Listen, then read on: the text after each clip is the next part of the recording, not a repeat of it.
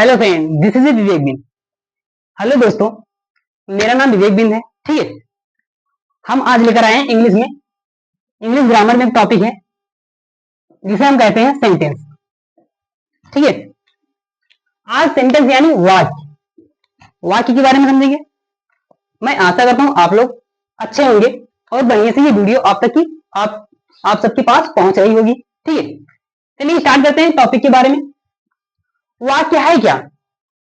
आप जो अपने जीवन में, अपने डेली के लाइफ में रोज प्रतिदिन जो बातें करते हैं, जो बातें आप करते हैं अपने रोज जीवन में, प्रतिदिन सुबह शाम रात दिन जो बातें आप करते हैं वो इस सेंटेंस के फॉर्म में करते हैं।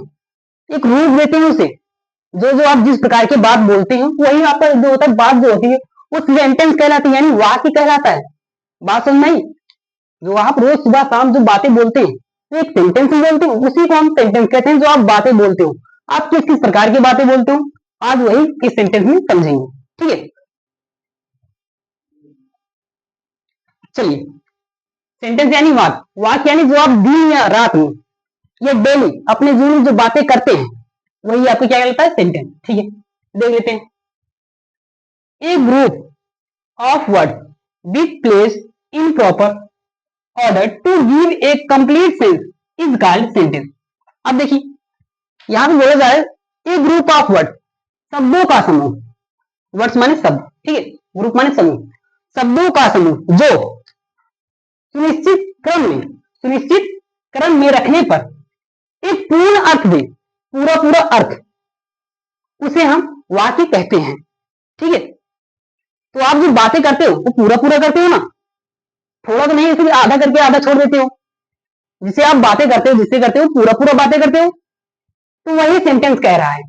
ठीक है, सेंटेंस कह रहा है शब्दों का वह समूह जो एक सुनिश्चित क्रम में रखने पर एक पूर्ण अर्थ दे, यानी पूरा पूरा अर्थ दे, ऐसे कि सामने वाला आपकी बात को समझ सके। ठीक है, ऐसे अर्थ दे कि जो सामने वाला है जिसे आप कहने चाहते हैं वो आपकी बातों को समझ सके, उसे हम कहेंगे पूरा पूरा अर्थ।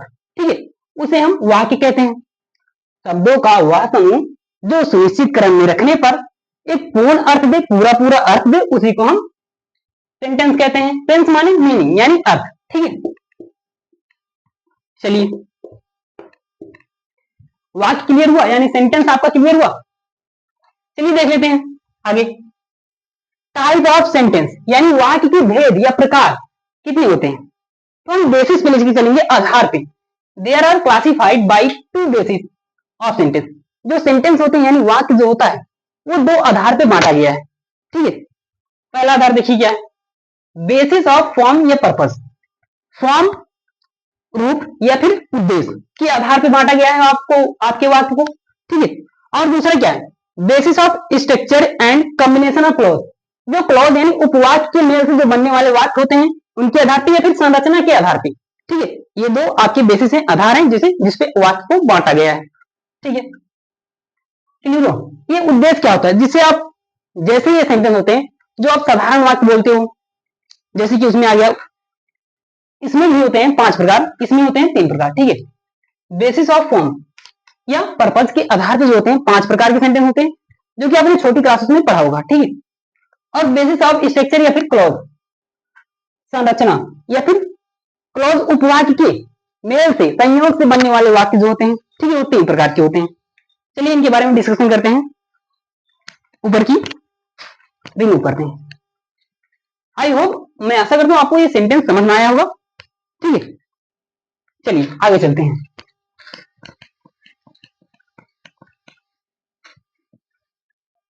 चलिए सर, अब देखते हैं हम बेसिस ऑफ फॉर्म या पर्पज के आधार पे, ठीक है, उद्देश्य या रूप के आधार पे वाक्य कितने प्रकार के होते हैं।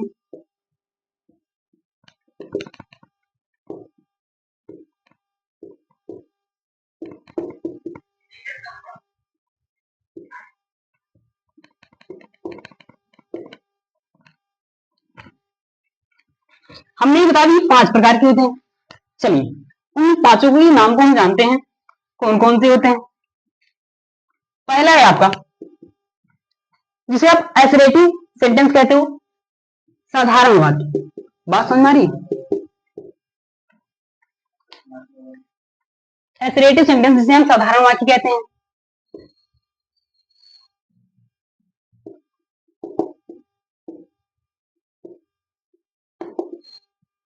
ठीक है, दूसरा आपका है इंट्रोगेटिव।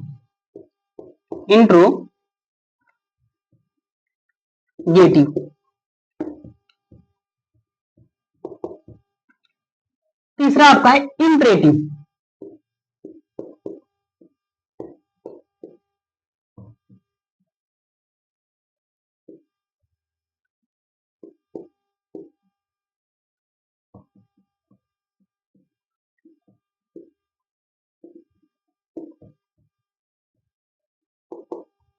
चौथा आपका है ऑप्टेटिव।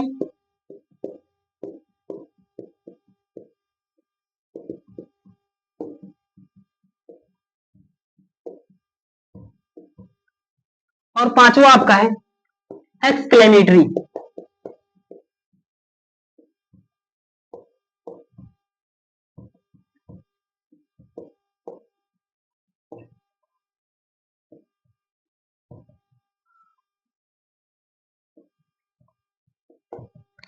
ये 5 प्रकार जो होते हैं ये आपके फॉर्म, रूप या फिर पर्पज, उद्देश्य के आधार पे होते हैं। ठीक है, असरेटिव साधारण वाक्य, साधारण वाक्य जिसे कहते हैं। ठीक है, साधारण वाक्य। इंटरोगेटिव, इंटरोगेटिव यानी प्रश्न, प्रश्नवाचक वाक्य।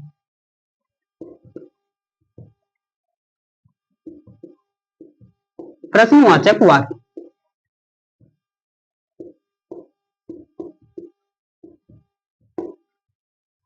चलिए, इंपरेटिव जो आपका होता है आदेश या आज्ञावाचक वाक्य। ठीक है, ऑप्टेटिव इच्छावाचक वाक्य, और एक्सक्लेमेटरी जो होता है विस्मय बोधक वाक्य। ठीक है, विस्मयवाचक वाक्य फिर विस्मय बोधक वाक्य। चलिए,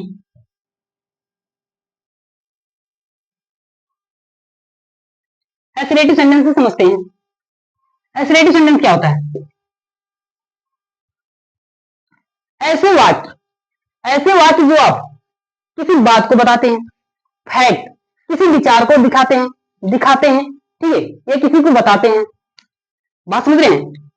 कोई बात किसी को आप बता रहे हैं, वो विचार भी हो सकता है, थॉट्स आइडिया भी हो सकता है। ठीक है, उद्देश्य भी हो सकता है। और आप ऐसे किसी की आदत के बारे में बता रहे हैं तो भी इसी एसरेटिव सेंटेंस में रखेंगे। यानी छोटे छोटे वाक्य, ऐसे साधारण वाक्य, जैसे कि आपने खाना खा लिया, आपने काम कर लिया। ठीक, ऐसे छोटे छोटे जो साधारण वाक्य होते हैं जिसमें आप फैक्ट, कोई बात आप बताते हैं। ठीक है, आइडिया को बताते हैं, आइडियाज, और किसी आदत के बारे में बताते हैं, आदत के बारे में, हैबिट, किसी की आदत के बारे में बताते हैं, थॉट्स बताते हैं आप। ठीक, उसे हम एसरेटिव सेंटेंस में रखते हैं। ठीक है, ऐसा सेंटेंस जिसमें एक कथन कहा जाता है या फिर सूचना दिया जाता है, उसे हम एसरेटिव सेंटेंस कहते हैं। ठीक है, ये 2 प्रकार के होते हैं, एक होता है निगेटिव और दूसरा होता है अफर्मेटिव और नेगेटिव। ये एसरेटिव सेंटेंस में होते हैं। ठीक है, चलिए इंट्रोगेटिव सेंटेंस चलते हैं। इंट्रोगेटिव सेंटेंस किसे कहते हैं? जिसमें इंट्रोगेट यानी प्रश्न पूछा जाए। ठीक है, मान लीजिए पुलिस पुलिस अगर किसी क्रिमिनल या कैदी को ले जाती है, उसे इंट्रोगेट करती है, यानी उसे पूछताछ करती है। ठीक है, ऐसे वाक्य जो आप अपने लाइफ में बोलते हो, डेली के लाइफ में, प्रतिदिन जीवन में जो आप वाक्य बोलते हो, किसी से प्रश्न पूछते हो। ठीक है, ऐसे वाक्य जिसे आप प्रश्न पूछते हो या इंट्रोगेट करते हो, ठीक है, पूछताछ करते हो, ऐसे वाक्यों को हम इंट्रोगेटिव सेंटेंस में रखते हैं। ऐसे वाक्यों में जिसमें पूछताछ किया जाए, क्या आपने खाना खा लिया, क्या आप काम कर रहे हो, क्या आप कहां जा रहे हो। ठीक है, ऐसे सेंटेंस, आप कहां जा रहे हो, क्या तुम नहा रही हो। ठीक है, ऐसे छोटे छोटे जो सेंटेंस होते हैं जिसमें आप प्रश्न पूछते हो, यानी किसी के साथ इंट्रोगेट करते हो, यानी पूछताछ करते हो किसी से। ठीक है, उस जो बात होती है, वो जो बात होती है, जो वाक्य होते हैं, उसे हम इंट्रोगेटिव सेंटेंस में रखते हैं, यानी प्रश्न पूछते हैं। ठीक है, प्रश्नवाचक वाक्य हो गया। इंपरेटिव सेंटेंस में आइए, आदेश, आदेश, आदेशवाचक वाक्य।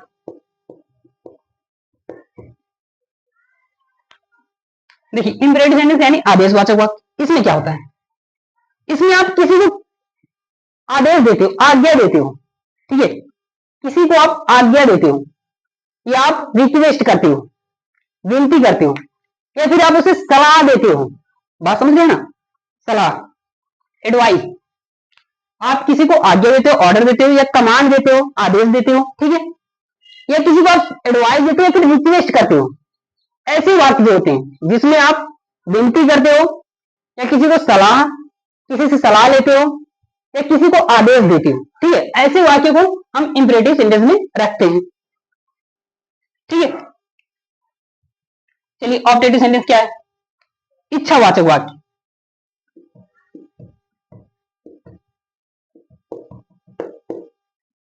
इच्छा, इच्छा समझते हैं,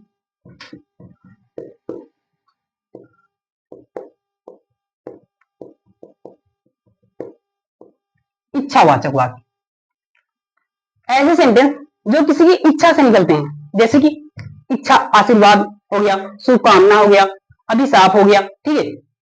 बात समझ रहे हैं ना, इच्छा में जो हो गया आशीर्वाद, शुभकामना, ठीक है, आशीर्वाद, शुभकामना, अभिशाप, ऐसे सेंटेंस, ऐसे वाक्य को हम ऑब्जेक्टिव सेंटेंस में रखते हैं, ठीक है, जिसमें इच्छा व्यक्त की जाती है या फिर शुभकामनाएं दी जाती हैं या फिर अभिशाप दिया जाता है, ठीक है। ऐसे सेंटेंस को हम ऑब्जेक्टिव सेंटेंस में रखते हैं, ठीक है।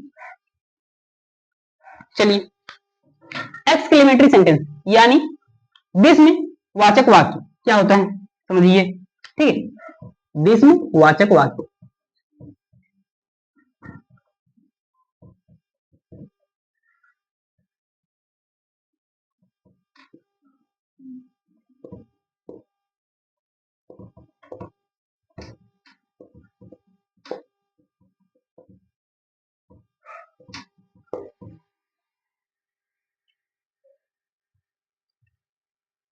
विस्मयवाचक वाक्य, ठीक है ना, विस्मयवाचक वाक्य किसे कहते हैं, ऐसे वाक्य जिसमें सडन यानी अचानक, बात समझ रहे हैं ना, ऐसे वाक्य जिसमें अचानक कोई फीलिंग दिखाई जाती है, स्ट्रॉन्ग फीलिंग यानी अचानक कोई भाव व्यक्त किया जाता है, जैसे कि दुख भी व्यक्त किया जा सकता है और खुशी भी व्यक्त किया जा सकता है और आश्चर्य, ये तीनों, ठीक है, अचानक एकदम सडन व्यक्त करते हैं उन बातों में, उन वाक्यों में, उसे हम एक्सक्लेमेटरी यानी विस्मय बोधक वाक्य कहते हैं, ठीक है। चलिए विस्मय बोधक वाक्य समझ में आया, जिसमें आप सडन यानी कोई अचानक ऐसे बात बोलते हो, ऐसे बात करते हो किसी से जिसमें कोई अचानक भाव व्यक्त करते हो आप, ठीक है, उसमें आप खुशी भी हो सकता है, ठीक है, और आपका दुख भी हो सकता है और आश्चर्य भी हो सकता है।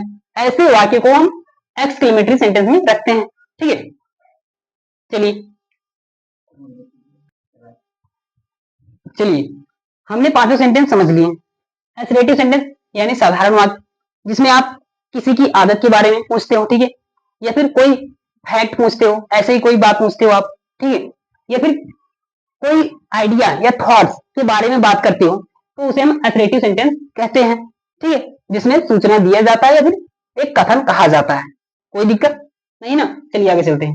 इंट्रोगेटिव सेंटेंस में आपको बताया, इंट्रोगेट करना यानी पूछताछ करना, ऐसे वाक्य, ऐसे बात आप करते हो जैसे आप किसी से पूछताछ करते हो अपनी बातों में, ठीक है, उन बातों को, उन वाक्यों को हम बोलेंगे इंट्रोगेटिव सेंटेंस, यानी ऐसे आप बात करते हो, जो आप बात करते हो वो एक वाक्य में करते हो, ठीक है, उन्हीं वाक्यों को हम इंट्रोगेटिव सेंटेंस में रखते हैं जिसमें आप प्रश्न पूछते हो, इंट्रोगेट करते हो, ठीक है।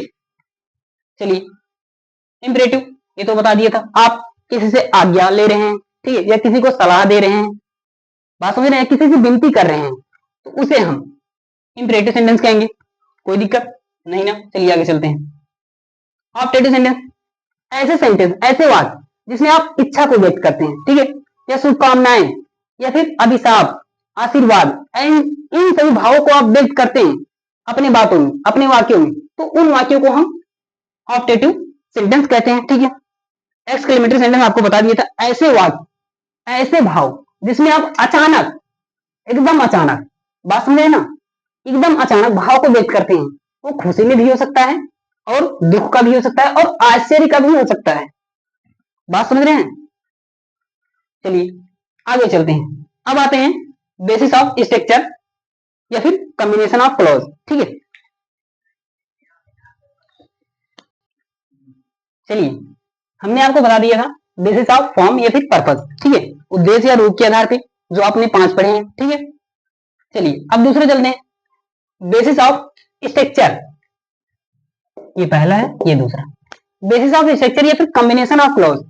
ठीक है, क्लॉज यानी उपवाक्य के संयोग से बनने वाले वाक्य। ठीक है, या फिर स्ट्रक्चर संरचना वाले वाक्य जो होते हैं उसके आधार पर देखेंगे। तो ये 3 प्रकार के होते हैं। ये जो भैया आपका है बेसिस ऑफ स्ट्रक्चर या फिर कॉम्बिनेशन ऑफ क्लॉज, ये 3 प्रकार के वाक्य होते हैं। जैसे कि आपने पढ़ा है सिंपल वाक्य, सिंपल सेंटेंस। ठीक है ना, सिंपल सेंटेंस।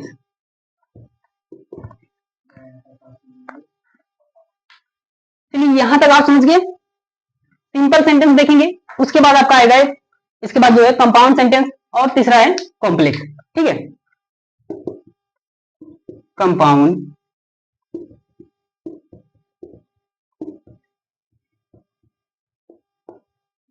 और तीसरा आपका है कॉम्प्लेक्स। सिंपल वाक्य यानी सरल वाक्य।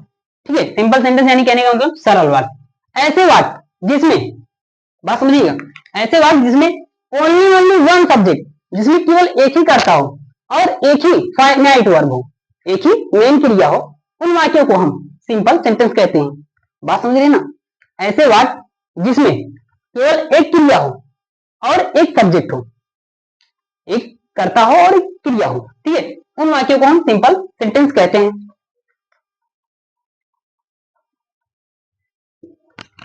ठीक है, सिंपल सेंटेंस यानी सरल वाक्य।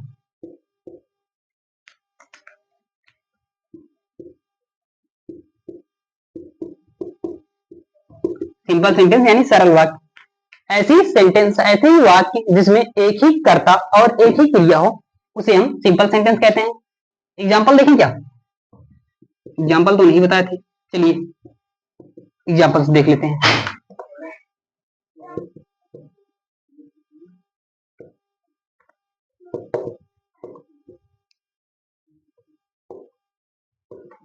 देखिए, राम इज प्लेइंग, राम खेल रहा है। ठीक है, ये राम क्या है?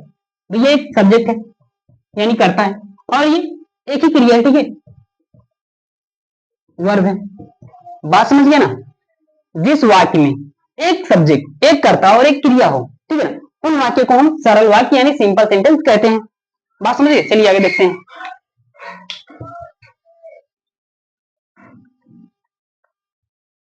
कंपाउंड सेंटेंस, कंपाउंड यानी संयुक्त वाक्य, संयुक्त, संयुक्त वाक्य क्या भी है? ठीक है, संयुक्त वाक्य किसे कहेंगे? ऐसे वाक्य, ऐसे सेंटेंस जिसमें एक मेन क्लॉज हो यानी प्रधान उपवाक्य हो और दूसरा सबऑर्डिनेट क्लॉज हो। बात समझ में? ऐसे उपवाक्य, ऐसे सेंटेंस जिसमें एक मेन क्लॉज हो और दूसरा क्या हो? आपका सबऑर्डिनेट यानी या फिर इंडिपेंडेंट क्लॉज हो। ठीक है, बात समझ रहे हैं? इंडिपेंडेंट मतलब किसी के ऊपर निर्भर होना। देखिए,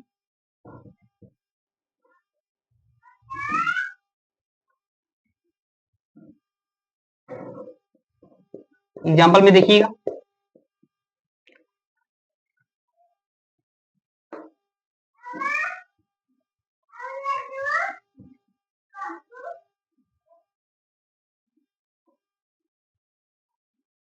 एग्जाम्पल,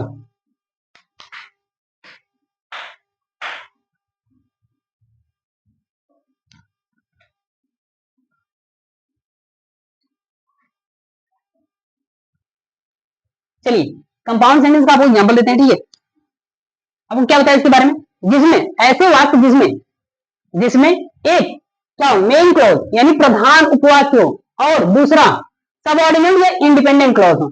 बात समझ रहे हैं ना? चलिए एग्जाम्पल देते हैं।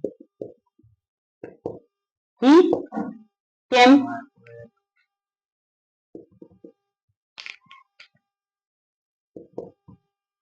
केम to me and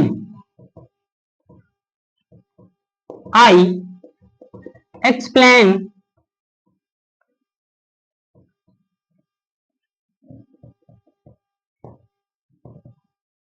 explain explained him to question। देखिए he came to me, वह मेरे पास आएगा, sorry he came to me, वह मेरे पास आया, वह मेरे पास आया।